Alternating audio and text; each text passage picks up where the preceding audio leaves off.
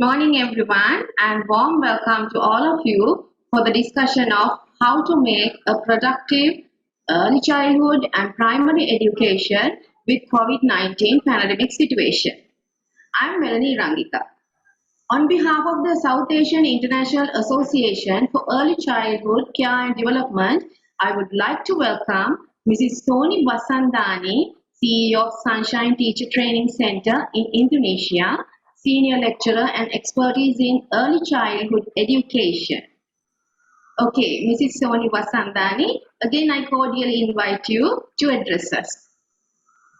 Melanie, thank you for your warm welcome. Today is a very special day for South Asian International Association for Early Childhood Care and Development because we are signing a NITA agreement, Janaka just informed us, to offer professional qualification NVQ level 4 through recognition of prior learning, RPL. That's a great achievement. What an auspicious day. And today is also Children's Day. So a very happy Children's Day to all of us. And never forget, we were also all children once upon a time. So happy Children's Day to all the children all over the world and also to us. And as a distinguished member of the association, I'm very happy for this golden opportunity today to share my insights on early childhood education in this pandemic. I come from an experience, I live in Melbourne and I'm from Indonesia. So I will share with you what I have come across. Allow me now to share the screen, okay? Let me, can you all see my screen? Yes? Yes. Thumbs up? Yeah. All right. So let's start with this topic, the early childhood education in this pandemic. It has been very interesting, this pandemic. It's something that has happened or hit us. It's something that happens once in 100 years, they say. Yeah. And where we are lucky or unlucky enough to be seeing it. But with the situation, there has been a lot that we can learn from. So in today's session, I would like to share with you the 3 mistakes that I have seen early childhood educators or preschool educators, the mistakes that they have done. And why I'm sharing this is because we always can learn from mistakes, right? And the next is I will take you through what has been successful during the pandemic with early childhood education, with the remote learning, etc. So from that also, when we know what are the mistakes and what has been successful, then we'll be able to progress, because the next thing after that, I will be talking about the new normal or the new prevailing situation that, that the changes that we need to make in early childhood education because of this pandemic. Okay. So before we start,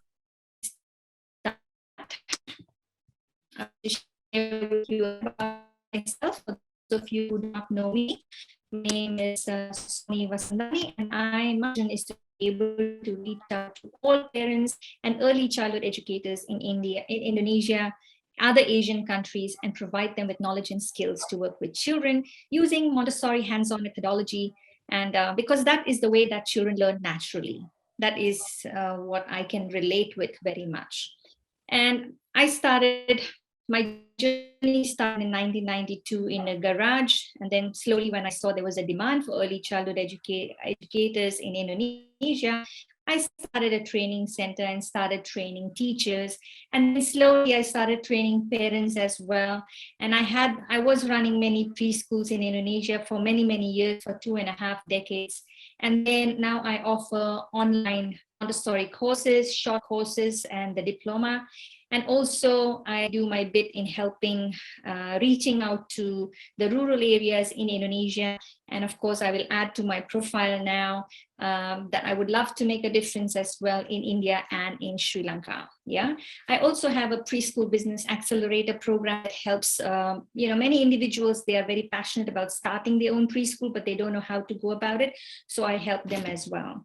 So I've been in the field of training teachers and parents for 16 years. but I have about 3 decades or 30 years of experience in early childhood education. And so what happened during the pandemic? Very interesting, isn't it?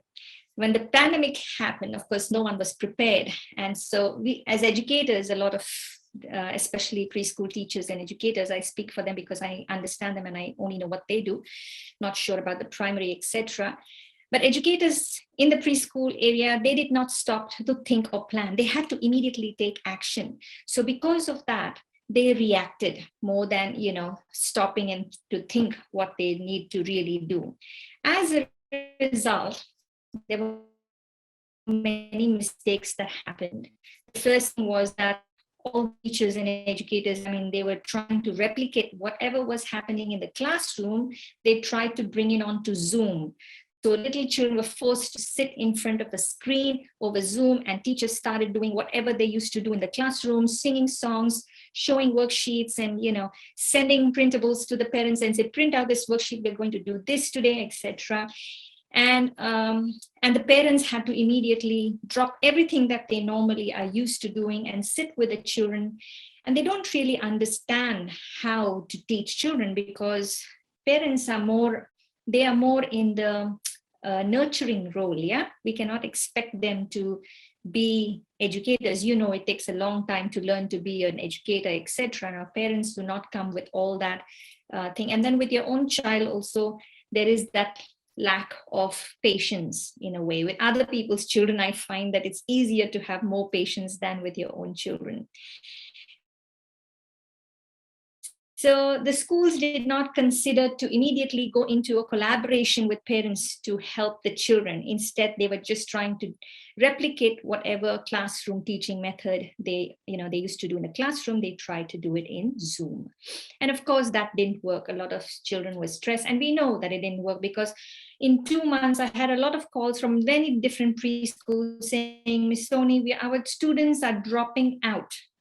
Yeah, parents are thinking, what's the use? My child can't sit and listen to all these Zoom teaching, and they're not interested and they're not learning anything, and I'm supposed to do all the work for my child, and this is not working. So you saw a lot of dropouts, and parents were also on a very high level of stress because at that time, if you go back to that time where the media was firing up all these COVID news, etc. So parents were all in a high stress level as well.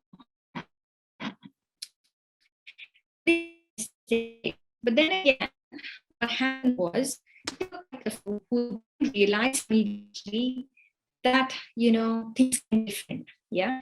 And first of all, we have to stop there to think every time we come to a situation where things are not working, we always need, as educators, we have to step back and think again. How do our children learn? We forget sometimes.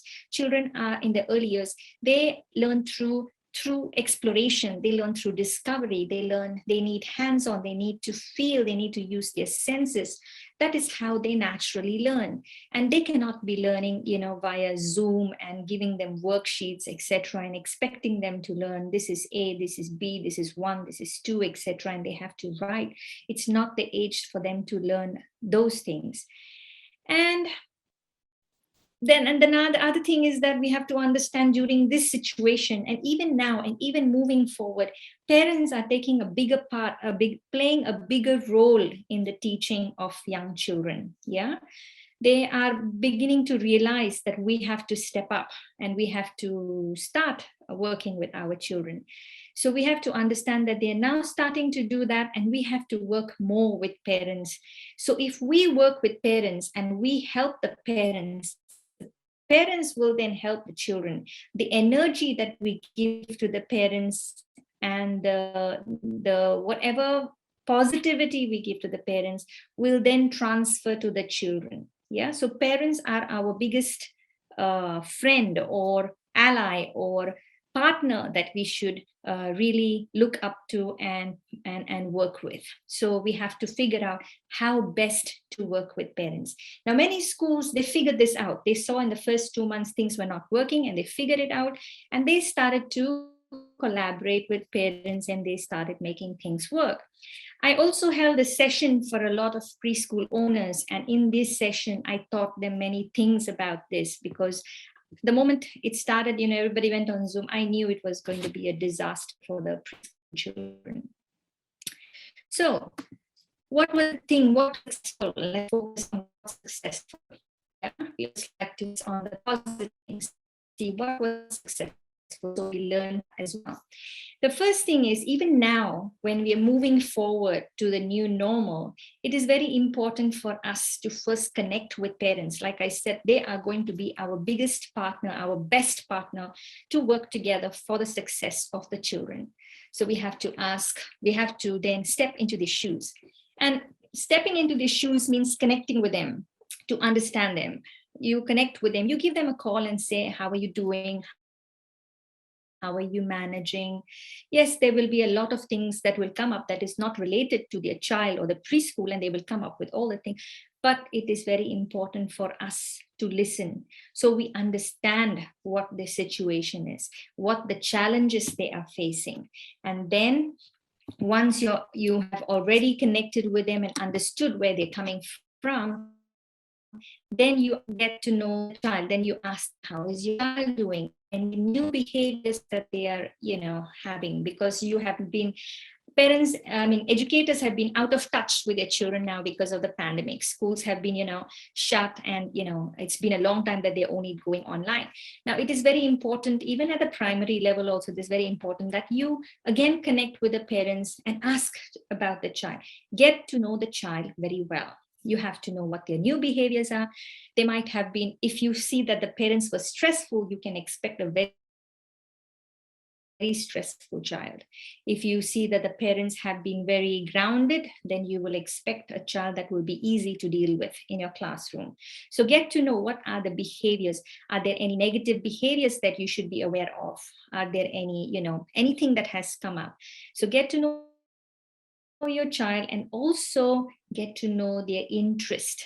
Yeah, find out what are they interested in. I know all this takes time, and you might be thinking, oh, I have a class of 30 children. How do I connect with every parent, and how do I ask about each thing? Believe me, it's very important. Today, because of the pandemic, everybody is working so hard, harder than they have ever worked, not just in our industry, not just in the early childhood, not just in schools, but also across all different industries. People are working harder than they have ever before if you want to see success. And we are especially not dealing with goods, we are dealing with little children. So we have to take that time and effort, even if it is after school hours, to connect with parents, ask about them, and ask about their children. Believe me, it helps you plan then for the child in the classroom. And then we have to ask the parents, what was again successful is if you connect with the parents and you ask them, would you like us to help your children? Would you like us to help your child? Now you've seen what the parent, they will come up with their problems. You have seen the children's behavior and interest. And then you can take them one step further. Would you like us to help you with your child? And then the parents will step up and say, yes, yes, yes, I would like. And once you ask them the permission and they tell you, yes, they would like to do, then you know that partnership with you and the parent will work even better. Okay. So you can tell them, yes, I understand. I know you, I understand your situation, but it's important for children to continue to learn, 0 to 6 years, you educate them a little bit, how critical this age is. The 0 to 6 years is the golden years of a child. It's a critical period that whatever you do in this age is what will continue through life. If you raise them a certain way, you give them a certain knowledge in a beautiful way, that will progress throughout. And what we want in our children is that they should have that love for learning. They should be, they should be enthusiastic, motivated, and all that, in addition to learning the ABCs or whatever that is required in grade 1, right? So together, then you tell the parents, don't worry, together we can help your child progress, and we will help together to prepare your child for the school years. So you assure the parents and you help them out. That way, when you're sick and you go to a doctor and you tell the doctor, oh, I have this pain and I have this pain and I have this pain. And then when the doctor just listens to you, half your problem is gone. You come out from the doctor feeling confident that you will be back in good health in no time. So that is the same experience that we give to the parents, so that they will have that positivity, and that positivity will then transfer to the children as well. Yeah. And the children will do that if that is the case.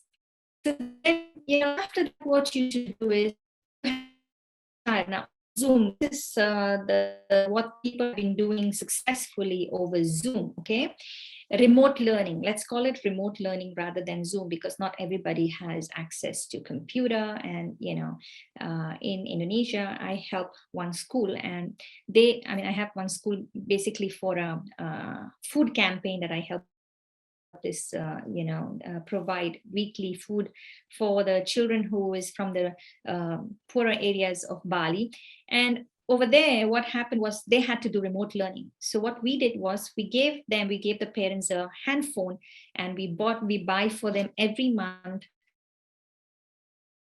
the credit for the internet, so that they can get onto WhatsApp, and the teachers would connect with the child one-on-one, and then they would go in motorcycles and deliver the learning kit for the children. Yeah. And then again, they would get online one-on-one on WhatsApp with the children to explain to the parents, to explain to the children what need to do so that they continue to learn. Yeah.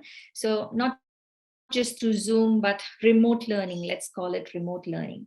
So remote learning sessions with little children, forget the zero, say 3 to 6 years, cannot be more than 50 minutes. It's a disaster with 15 minutes. Children cannot sit on a screen. You remember once upon a time before the pandemic, we used to tell that screen is very bad, going on screen. Children, under the age of 6 should be limiting them, the screen time to just half an hour a day, etc.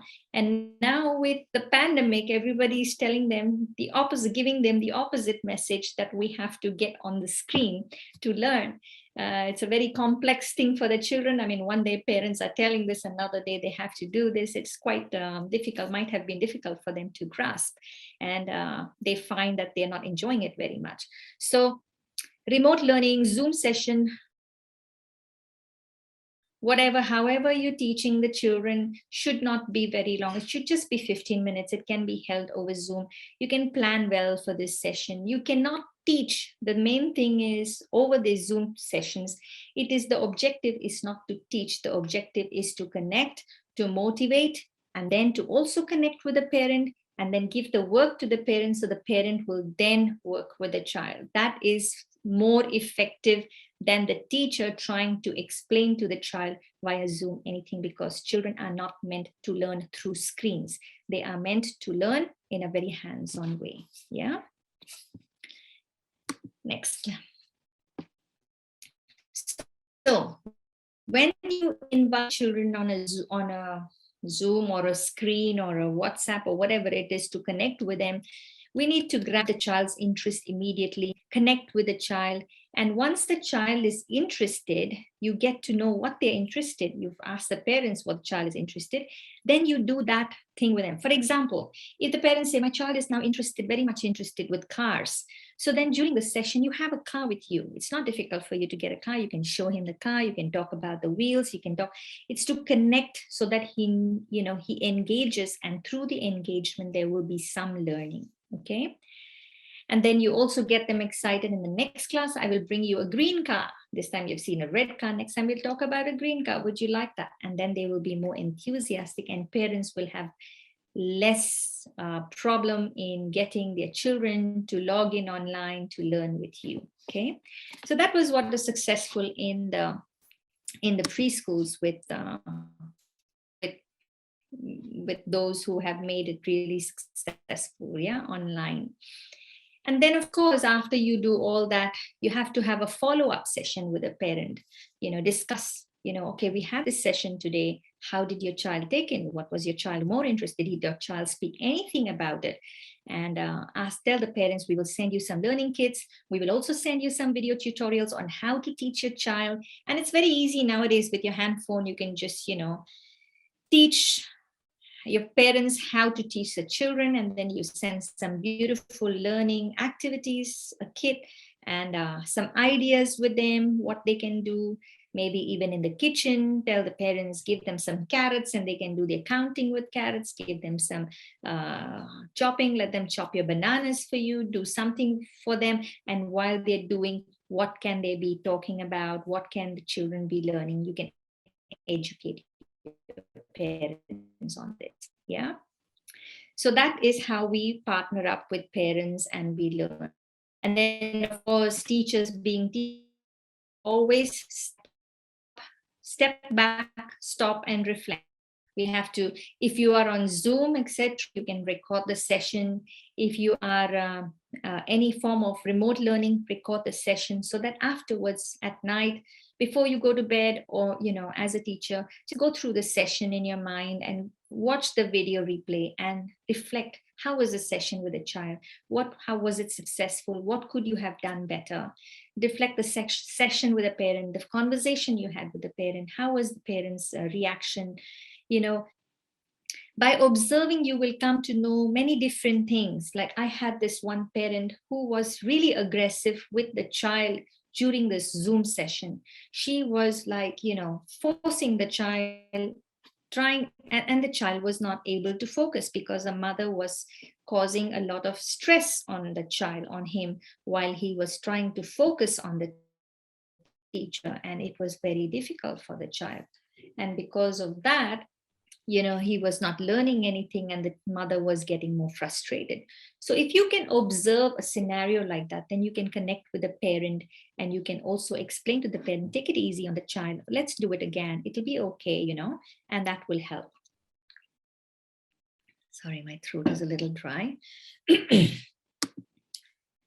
So some tips about that. It's very important for us today because we are doing remote learning, and when we open up, we will be doing with the new normal, there might be hybrid, right? Some children will stay home a few days a week. They may not come every day. Sorry. So we have to hold a couple of sessions one-on-one with the children, and then also hold a couple of small group sessions with the children. That small group session is always very good because the other thing that I see educators do is have all the children in the Zoom room at once, and there'll be like 12, 15 children, and you can't get anything done. You cannot connect with children, and they cannot connect with each other, and it's all just chaos. Yeah. So when you're doing online learning, or even now after we open up for the new, after the pandemic, when we start to open up, always have small group sessions. And I'll tell you the reason why it's important for small group sessions when we open up. Yeah, it's for the part of the COVID safety that they do here in Australia as well. I'll be sharing that with you. Okay. So now the interesting part. We are now looking into the next step. Schools are planning to open up very soon, and we will need to start planning up and really plan, meaning start with revising our school policies, start with revising our handbooks and the teacher's handbook. So why are these important for a preschool is because for educators is that parents, whatever parents questions that the parents have should be answered in the handbook. So parents, when they're trying to enroll their children in your school and they see, oh wow, this school has got all the details, what I need to know, everything, they are very professional, they have all the protocols, they have everything written down, and I understand it very well, yes, I will send my child to the school. Otherwise they will prefer a different school to yours. Yeah. And the policies, school policies are very important also because then everybody from the head of the school right to the teachers, to the parents, to the staff, to everybody in the school, yeah, will know what exactly is happening and how to deal with different things during because see, all these things are new. So new policies will have to come up. It's time to reflect on what new policies will need to affect, will be reflected on all your documents, yeah, in the school. So here are some protocols to consider. Are you going to have temperature screening when the children come into the school? If yes, how are you going to do it? Who's going to do it? What is the minimum temperature for them or maximum temperature for them to have to be able to allowed in the premise? Are you going to do that for the parents as well? Or is it just for the children or for the teachers? So all these things will then go into your policies and your handbook, etc., etc. And then protocol to do what if a staff suddenly has symptoms while in school.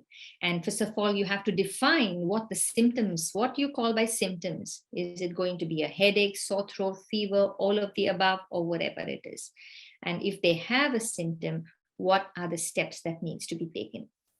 Otherwise, what happens is suddenly somebody falls sick and then everybody will panic and nobody will know what to do in the school. So it gets a little bit messy, yeah? So we need to know what to do if a staff or a teacher has symptoms while at work, what to do if a child shows symptoms in school, what to do if a teacher or a child's parent or anybody else is, next day children go home, the next day one of the parents says, oh, I'm COVID positive. Then what are you going to do about it in the school? How are you going to inform other parents? Yeah, so there's so many things to think about. And then you have to have a preschool cleaning protocol. And this preschool cleaning protocol can also go into your parents' handbook and other handbooks, so that teachers will also know the protocol, so that nobody is confused about what to do, how to do, etc. Because if people are in a state of confusion, then everybody starts to react. Yeah, so it is better to think in advance and plan rather than just reacting on the spot. That way you get better outcomes. Okay. Next is some more things to consider. Like I mentioned, how are you going to check for these symptoms? Suppose somebody is unwell, what symptoms are you going to check? How are you going to check for them? So you need a thermometer in the school, or do you need, whatever else you need?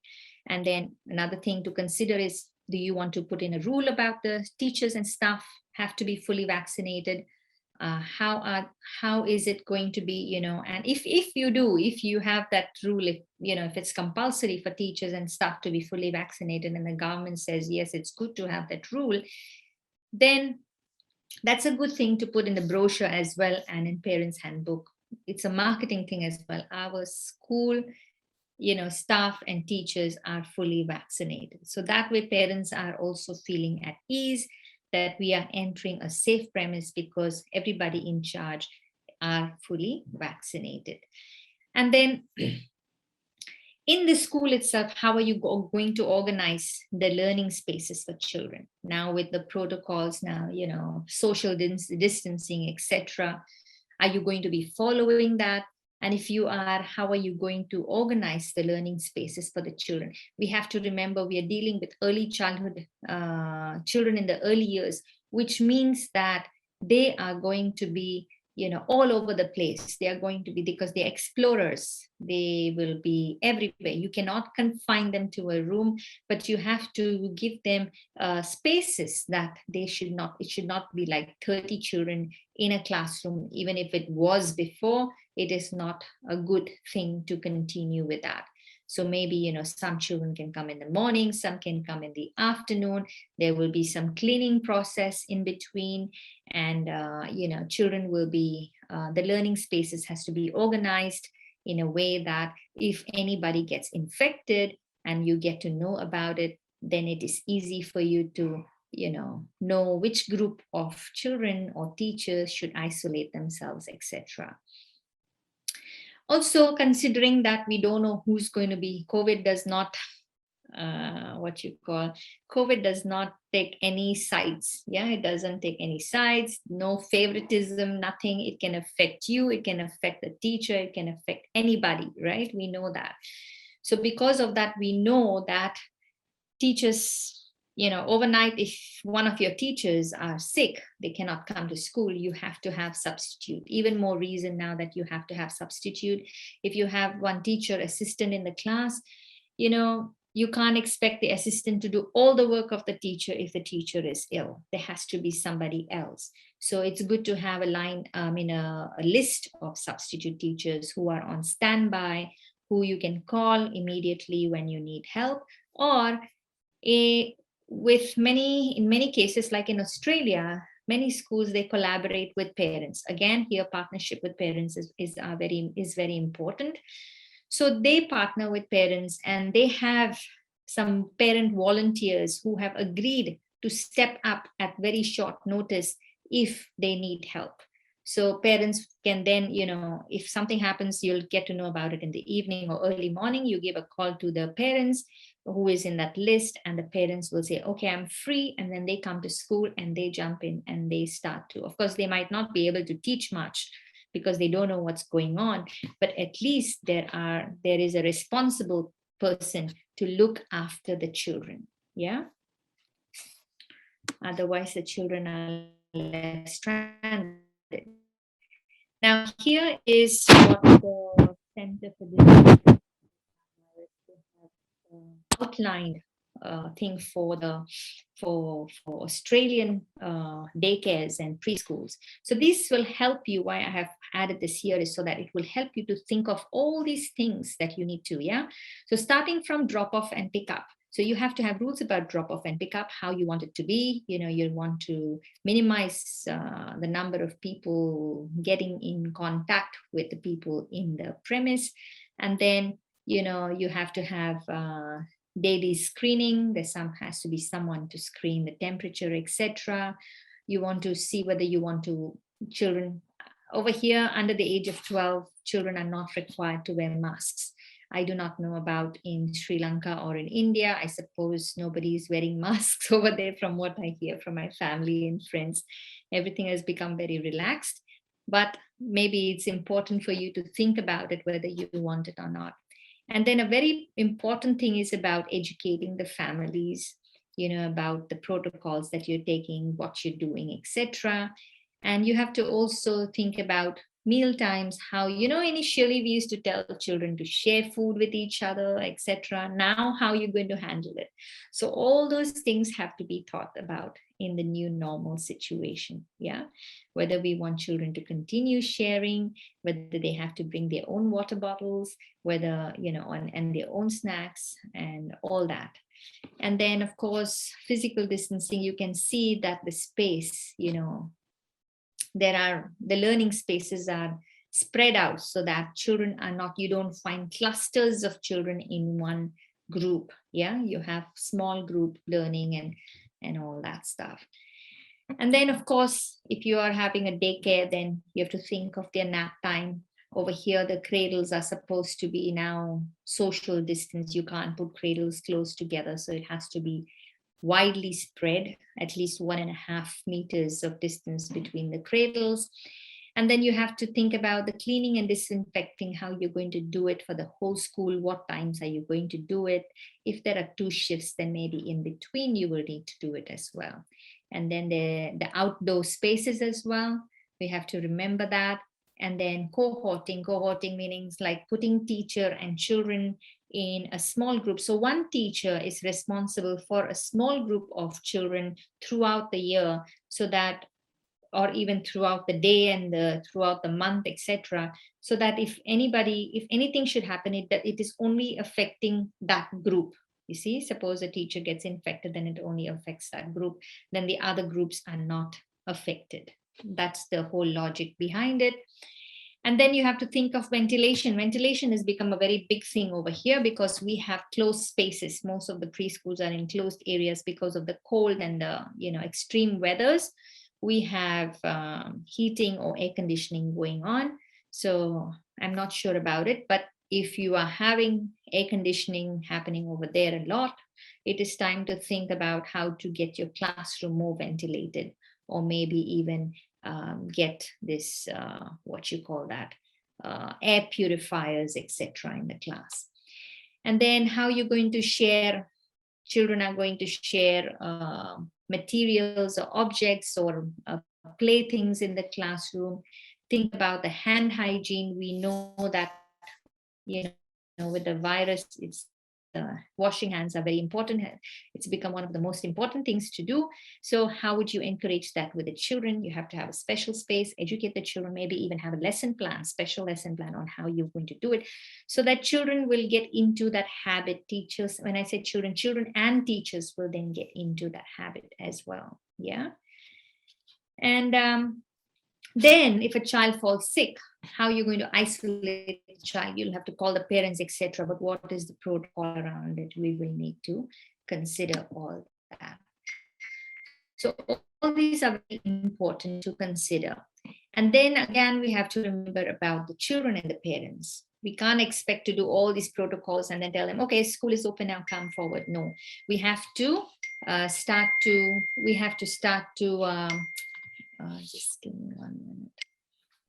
We have to start to then meet with them, connect with them, introduce the teachers, interview the parents about the child, and prepare the children. You have to remember, children have not been to school for a very long time. Also, parents have not been sending the children to school for a very long time. Yeah. So now for them to send their precious one to school might be easy for some parents because they're just desperate. They want to send their child to school. But for some others, it is a big concern because they have become very, codependent on each other, mother and child or parent and child. So that bond is going to be very difficult to manage. Yeah. So maybe if you speak with a parent and you ask about, is your child ready? Maybe you can speak. If the child has got a special need, children with special needs, they're even more difficult, very, very difficult for them to get used to the idea of doing something very different. So we have to be very mindful, yeah, and not expect, okay, school is open, let the children get dropped, let them cry 2-3 days, they'll manage. For all you know, there might be a deeper trauma because they have been surrounded by fear all this 1 year, how the parents have been surrounded by fear with this corona. They have also been surrounded by fear. They have seen many people dying in the news. Like it or not, they're observing everything. Even if you think they are not aware, they are actually aware because the news is going on and showing all the death rates and people dying. In their mind also, will I die? Will my parents die if I leave them? All that kind of things will come up. You see, so you have to be very gentle, more gentle with children now than you were before, because they have been through a lot. The parents have been through a lot and the children have been through a lot as well. And I say this not just for early childhood, not just for the children in the early years, but also older children, primary school children, especially 6 to 12 years old.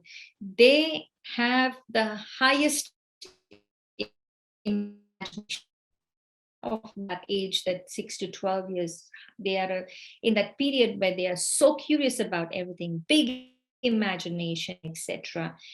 And they've heard all about this coronavirus. They have watched the news. They have heard their parents speak to other people. They have seen maybe parents cry because of the loss of a loved one and all that. So I would expect that a lot of children will be having a lot of anxiety about leaving the homes and coming to school, anxiety about even when they're in class, what will happen, maybe some trauma that they have faced or their parents have faced and it's transferred to them.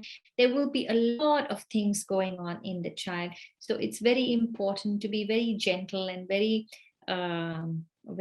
observant about their behaviors and when they are talking, when children talk and ask questions, 4, 5, 6, 7, 8 years old, they ask a lot of questions. Be mindful about how you answer them. Make sure you answer all their questions and make them feel very welcome and safe in the school. Yeah, you can address the fears. With my children in school before, I used to talk with them like I would talk with an adult. I would make them sit like 4, 5, 6 years old. I would ask them, oh, so what are you afraid of today? And they will come up with whatever they have in mind. And then you can answer their fears one by one and help them to prepare themselves. So because once their mind is on these things, to give them knowledge or to make them learn something is going to be difficult. If you are faced with a problem, a day-to-day problem, and your mind is on that problem, it will be very difficult for you to focus on anything else. That is a given. That is human. Yeah, that's human nature. We cannot focus on learning if we have a problem. Yeah, we have to solve the problem first, or make sure that we understand that it's okay. Only then we can focus on learning. So same thing with children. So address all their fears and their trouble. Maybe when they come to school initially, don't teach them anything, just get a feel of them, observe them, make sure that they're comfortable, ask them what they are fearing, etc. And once that is done, you will see that they will build a trust with you, they will feel safe.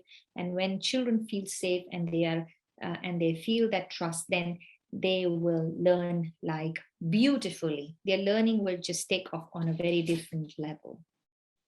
Yeah. So is it hard work? All this is definitely hard work. Yes, nothing is the same. Everybody has to work very, very hard. And it's all we have to remember. We are here for the sake of the children. And so we should never give up. Yeah. So let's aim to give the children the best new normal experience we can. And pandemic or not, let's just give them what we can do in the best way possible. Okay. And I'm open to questions. If any of you have any questions, feel free to ask me. You can unmute yourself and ask if you like. If there's nothing from anybody, then I shall say thank you very much for letting me share with you about children in the early years in the pandemic situation. And I wish you all the best. I wish all of us all the best. And also, thank you very much, Mr. Janaka, for this special opportunity. Once again, happy Children's Day from me to all of you and all the children around the world. Thank you.